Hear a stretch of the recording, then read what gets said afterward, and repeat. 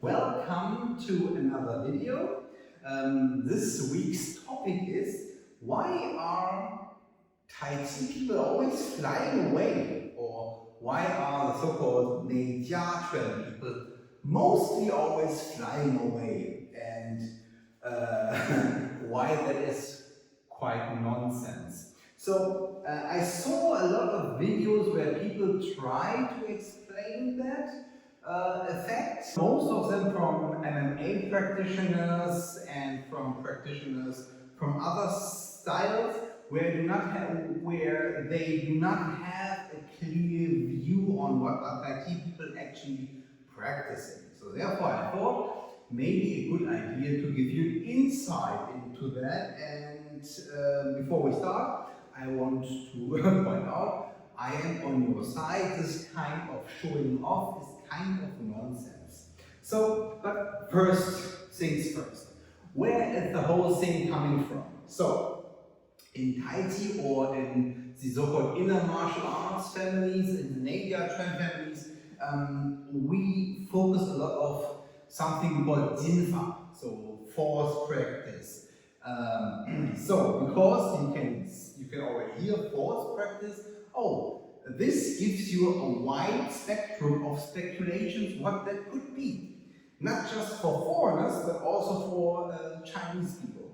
So, and because you in China and for Chinese people, the term qi is quite relevant, especially for things to describe, or a group of things to describe, which you do not have a clear description for.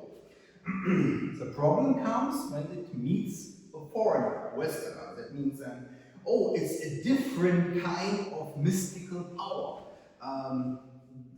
That's not the point, and will never be the point for martial arts. The martial arts is a physical thing, and that will not change. Taiji has its points. TaijiQuan has its points, and especially there is something there worth practicing. So, and therefore I would like to first get my student Sarah to the front. So, we point out now jinfa. So, what is jinfa actually? So, the method of the work with forces.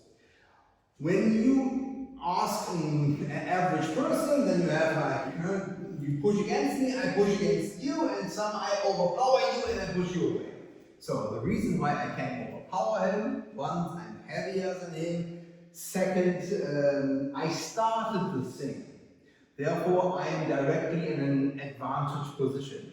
We make it in slow-mo. So I am already pushing in while he is leaning in with his upper body. Just lean in. Okay. So therefore, I can easily push him out.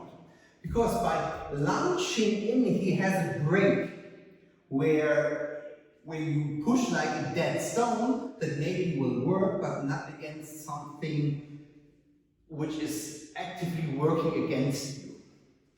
So this is that part. So then you have the people who say, okay, I use my whole body, and my whole body work is like,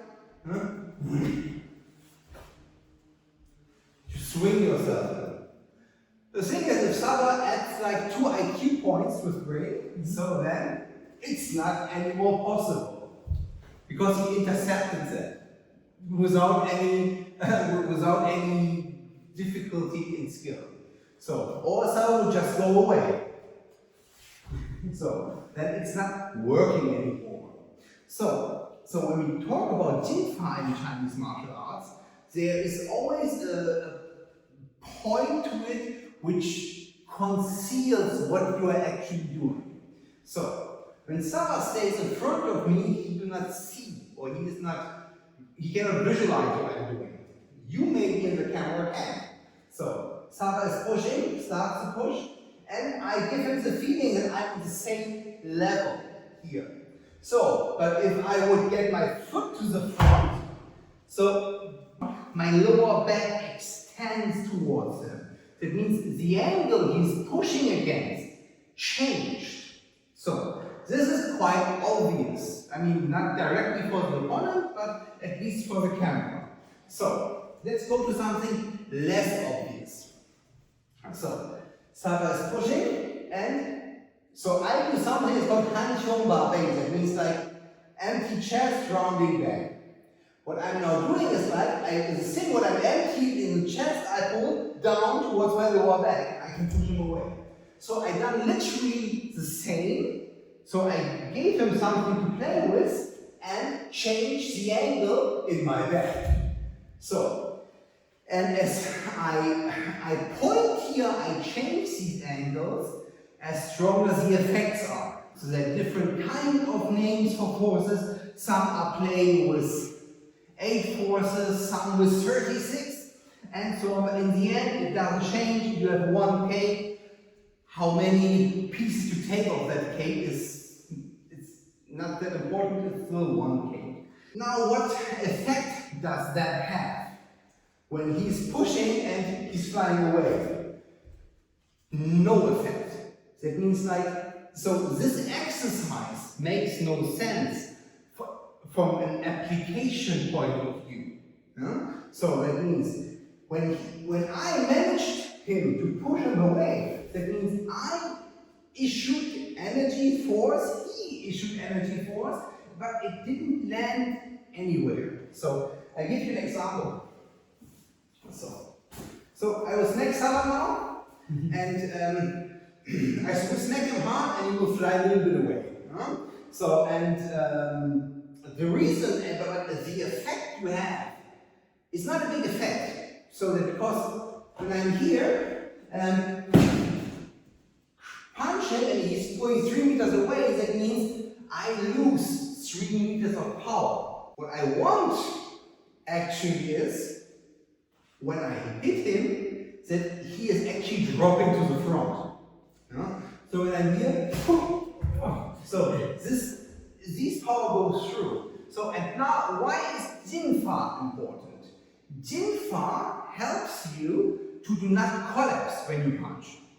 So I pointed out in the beginning when you're, for example, launching out.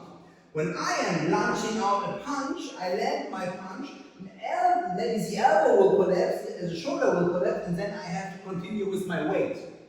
So the point there is something in physics called delay of force transmission. So that means when something is, when one point already breaks, that means I'm just pushing myself out from that point.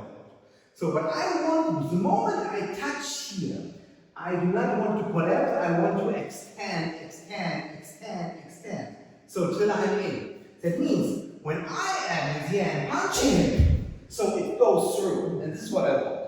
So if my angle goes up, he goes up. If my angle goes down, he goes down. So and as non-obvious I punch, as non-telegraphic I punch, as hard as the impact is, because here he knows something is happening.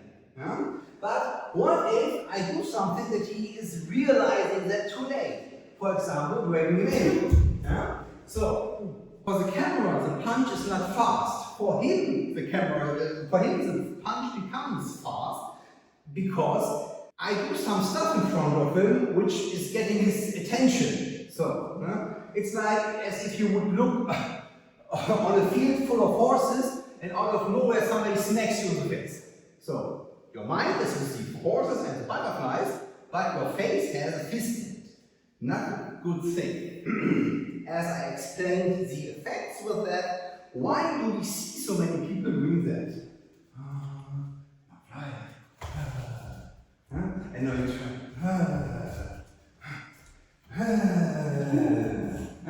So the first time they touch, you can still see some kind of withstand. Here on that.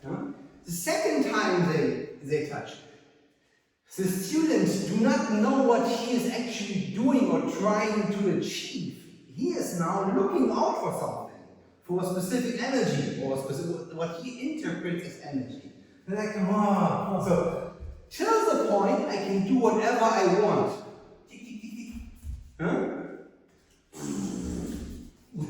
So I can do whatever I want. So he has some kind of feeling. There is something. Of course there is something. Huh? If you just hold my hand, I just tighten up my fist. There is something, you will feel something, but you do not know what you are looking for. And therefore, I advise everyone, my students, anyone, when you are in contact with your teacher, you don't need to fight, of course, but make it difficult.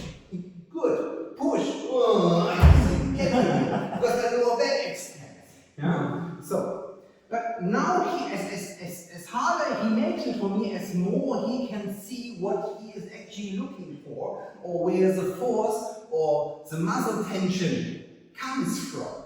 So, very essential. So when you see people advertising that even throwing away, flying away, and so on. So you can do that in your practice. Even I hate that, but even if you do it for sensitivity training, like IQ people are doing it, but don't advertise that as a mystical force or as something which you can fight with. You do not fight like that. You fight like my hand touches your body and you do not see my hand coming. As easy as it is. I'm here. So, good. Okay, so. It's okay. So, thank you very much.